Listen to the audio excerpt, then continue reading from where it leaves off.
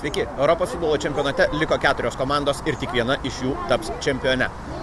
Trečiadienis, ketvirtadienis pusfinalių dienos ir pirmajame pusfinalyje vadinamasis Iberijos derbis, tai yra Ispanija, Portugalija, aš, Nerijus Kesminas, pabandysime paspėlioti.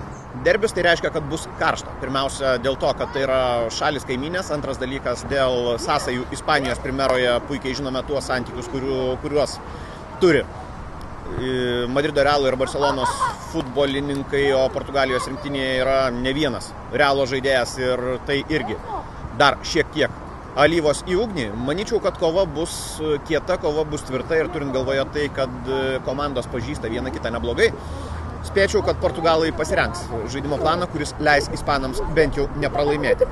Ar pavyks įveikti ispanus, kurie suprantama žais savo tiki-taką, bet tai yra klausimas. Bet tai, kad lygiosios yra įmanomas variantas, lygiosios per 90 minučių. Manyčiau, kad tai yra taip ir siūlyčiau rizikuoti, kodėlgi ne. Santykis 3 ir 15 šimtųjų. Kalbant apie kitus dalykus, vis dėlto tai yra pietiečiai, vis dėlto tai yra techniškos komandos ir sunkiai tikėtina, kad jų rungtynės baigsis su rezultatu 0-0. Tai yra dar viena tikimybė, dar viena galimybė, siūlanti maždaug 2,5 lito už vieną pastatytai yra tai, kad įmuš abi komandos. Irgi manyčiau, kad taip gali atsitikti, o be viso to, aišku, bus daug kovos, bus daug pražangų, spėčiau, kad bus ir daug kortelių, juolab žinant, kad Cristiano Ronaldo teks žaisti prieš Barcelonos gynėjus, tą patį teks daryti ir Fabio Contrao ar Pepei, o tai reiškia, kad galite bandyti rizikuoti, teikdami, kad kortelių šiose rungtynėse bus daug.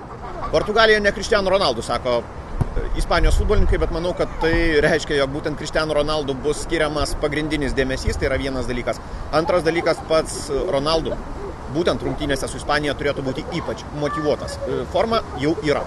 Mes matėme 3 įvarčius per 2 rungtynės ir tai reiškia, kad Cristiano Ronaldo yra pasiruošęs mušti įvarčius, yra pasirengęs priimti komandos lyderio naštą ir manau, kad visos Ispanijos pykčiui Cristiano Ronaldo būtent šiose rungtynėse galbūt turėtų įmušti. Statymo santykis yra 2,7.